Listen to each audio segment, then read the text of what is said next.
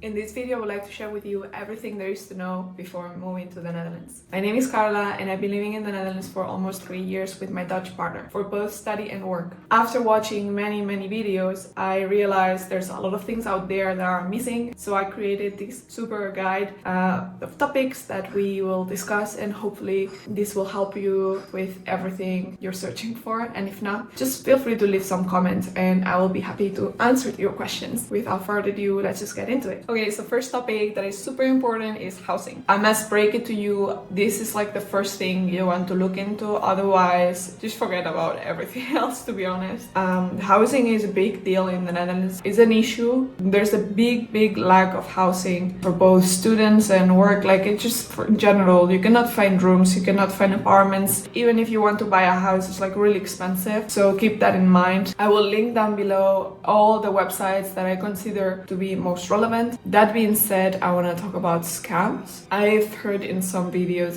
go to Facebook groups. Alright, my advice is just don't do that. And if you're gonna do that, just bring someone that can go check the apartment in person before you hand any money. And then storage. Be aware that Dutch housing rooms and whatever you are going into are small, are really small. You will have to make space happen because it's not happening. What else? Some peculiarities about the Dutch housing and apartments and whatever is that the toilet and the bathroom are separated. I don't know if that will be the case in your country, but in mine it's not, so that was surprising. Well, I already mentioned that housing is expensive, but we have not talked about taxes in the Netherlands. So taxes in the Netherlands exist, they are predominant and they are abundant. So be aware there's taxes for everything: waste collection, water, road, like anything you can imagine, there's taxes for. And then you have also fines, especially if you, with bikes, you can get fines if you do certain things like biking with your phone. Just check it out and keep it in mind because it's very important that you also pay in time. So yeah, your BSN number is the first thing you should do when you arrive to the Netherlands. And you will do that in the municipality. So you will make an appointment at the municipality you're going to live in, you know, the gemeentehuis.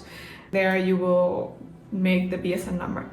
Do that first. Together with other administrative things I want to talk about is the app system and the driver's license for those who have it. So there's an app that's called DigiD.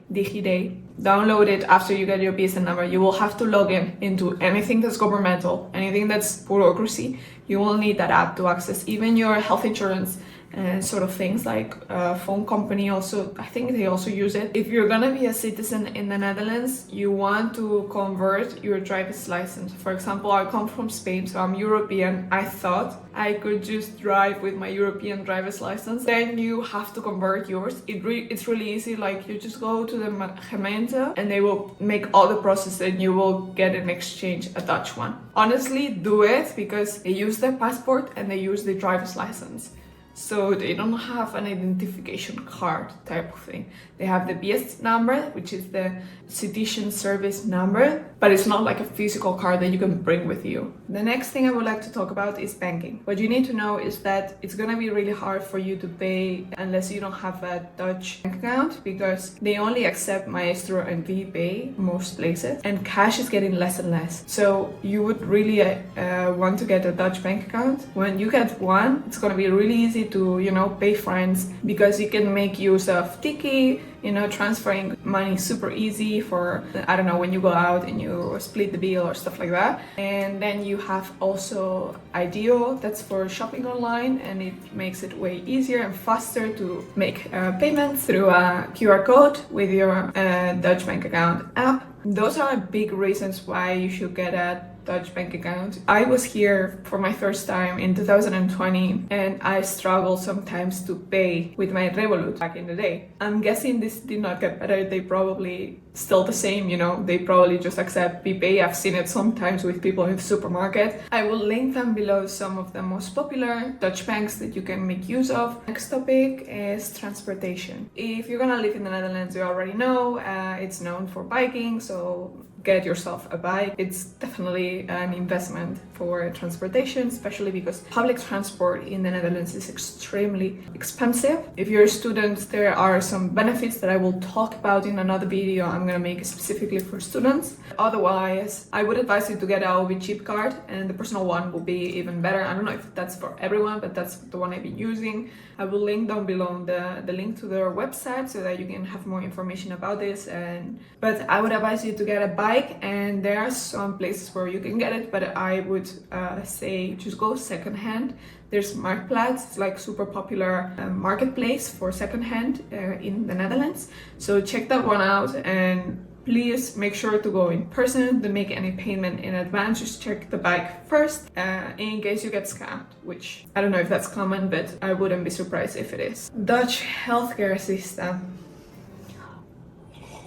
As someone who has lived in Spain for all my life, I am deeply biased in this topic. The first thing you need to know is that it's completely mandatory to have a health insurance. They are not cheap. If you're a student, you will get some benefits. I will talk about it in another video just for students. Health insurance are a big thing. Once you have your health insurance, you need to contact a GP to register in a general practitioner GP around your area. You will register with them. You will also register with a pharmacy once you go to the GP and you need to get a prescription. They will ask you which pharmacy do you want that's closest to you, blah, blah, blah. How does the healthcare work? You go to your GP, you exaggerate, you dramatize whatever it is that you have, because otherwise they will send you home without paracetamol. Now, you really have to dramatize, you really have to exaggerate what's going on with you, otherwise they will not refer you to a specialist. If you want that, you will have to pay a lot of money yourself. Persist, insist, be annoying, and be dramatic on what is it that's going on with you, because otherwise you're just gonna... Good luck with that one. And yeah, I will link down below some of the health insurances, but I think there's like a compare tool. Maybe I will link that one below and then you can check it out yourself. Okay, so I'm quite excited about this topic because I think it's important for me as European to talk about it and not from the perspective of an American. I've noticed that a lot of people think that, yeah, come to the Netherlands because English is very well accepted. Everyone speaks English here. Okay, let me tell you, are you someone who's gonna stay in Amsterdam? Are you someone who's gonna stay in Den Haag? Remember the first topic of this conversation? That was about housing. Might be the case that you don't have enough money to live in Amsterdam or in another big city.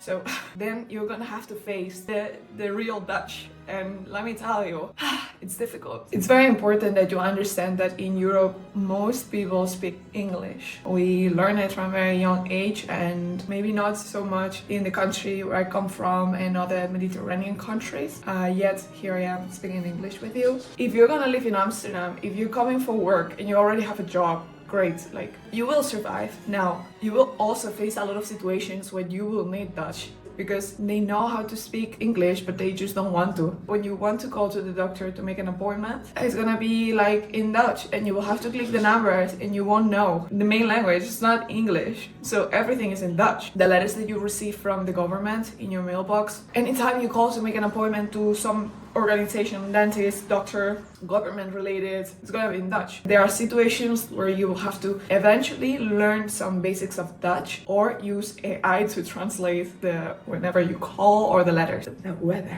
Okay, the weather. After living here since 2020, I left back to Spain, but I came back, so quite some time. And also I lived in Belgium, which is super close. It's like 2 hours away. Like, I know what I'm talking about. My dad has been living in Belgium for a very long time, so it's patata potato, you know. The weather is something you need to be aware of, okay? This is not Spain, this is the Netherlands, known for a lot of rain, a lot of gray days, lack of sun for many months. Layers is the main thing you want to think about, something that you can take off and on, because the weather changes so much in like so short period of time. It's like suddenly it's hazeling and 1 hour after it's gonna be sunny. And I'm not even joking, this is for real. Like last week we had 1 week with all types of weather. We We went from snowing to wind to sun to a normal cloudy day to a rainy day. It was insane. So it's challenging. It's not impossible, but you will need vitamin D for sure. Like for sure. Raincoats, a lot of layers, and a lot of patience. And remind yourself, why are you here? Making friends is social life. There's no social life. There's no making friends.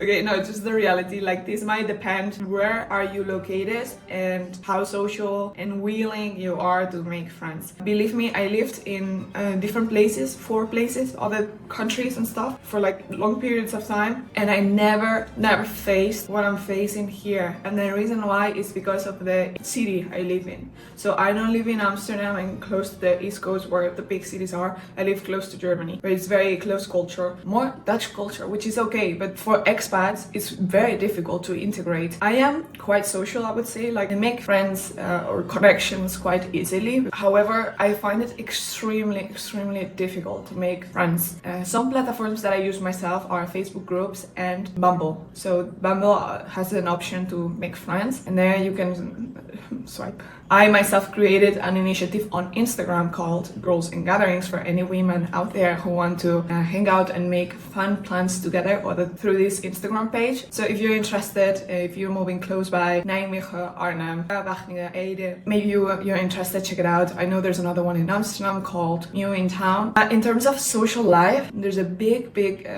social aspect here around drinking. What friends do is drink. So that's why I created Girls on Gatherings. I always enjoyed better day plans. So it's a bit sad that there's a strong culture around drinking, especially if you want to make like more meaningful connections and talk to people, you know, and sort of stuff. And entertainment is limited unless you live in big cities. Like, for example, I live in as I said, in the German side, closer to the border. And there, I'm not even joking, there's cinema and there's House of Bieler. There's parks and nature where you can walk in. That's it. If you live in Amsterdam, then you will be fine. Elsewhere, good luck. Of course, like, if you are a student, I will make a separate video to give more in-depth tips and tricks about social life and stuff like that for students. But this is more in general. If you live here and you want to meet locals. I've been living here 3 years and I've met 2 Dutch friends, 1 Mexican, and people from university. That's it. What I meant with me having lived abroad and it was not a problem is that here, unless you live in Amsterdam or in a big city, you will have to make a lot of effort to make connections. So good luck to you. Let's talk about shopping, groceries, and food. Shopping schedules are limited. They close at 6 p.m. You have 1 day in the week. I think this changes per city, but in my city it's Thursday. You have koopavond, and then all stores are open until 9 or 10. The rest will be weekends, which they will also close at 6 p.m. The gastronomy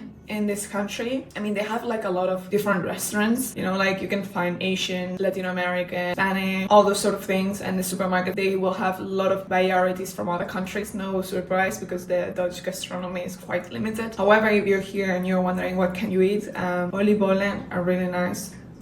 Stroopwafels, obviously.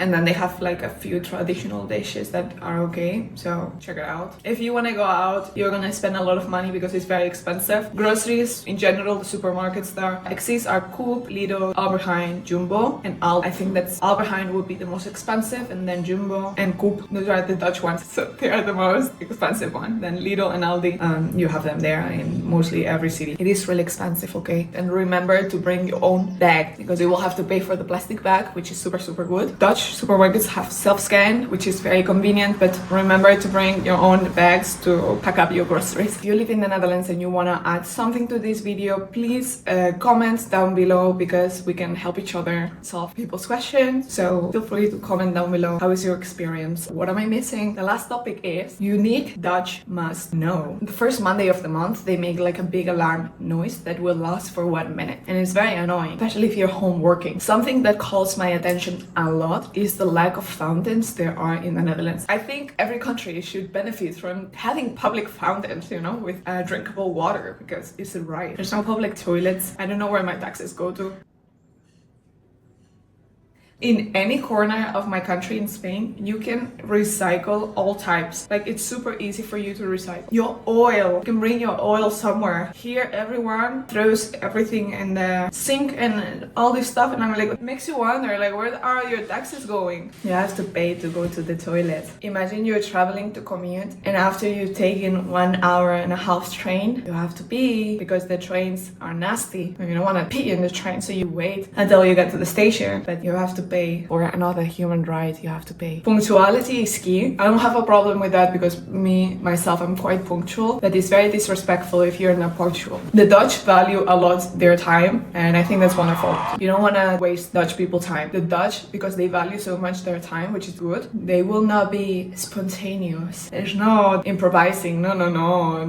Everything is in the calendar. I love calendars, don't get me wrong, like I do it as well, but like with your friends, is that not something you do like casually? Hey, I'm bored, do you want to go out? Now there's exceptions, okay? Like I have a friend next door, she's Dutch, so she just comes over. I hear a lot of people saying that Dutch are direct, yes, but I don't call it that. I've experienced that it's not directness, it's justification to be rude. Yes, they are direct, but usually when they want to say something direct to you, it's because something bad has come after. But yeah, just come here, experience it for yourself. And yeah, there are also positive things, but I think this video is more about you learning what you will face that is not so nice. If you're planning to move to the Netherlands, you have a good reason to do so. So if I am missing something else, please comment right now down below. Anything you want to add? Of course, my experience might be a little bit different than yours, but I've traveled around the Netherlands a lot, and these are main observations I have. If you like this video, subscribe and hit like. I will be publishing another video just for students, so if you're a student and you're watching this, stick around and don't miss the upcoming video. So yeah, see you in the next one.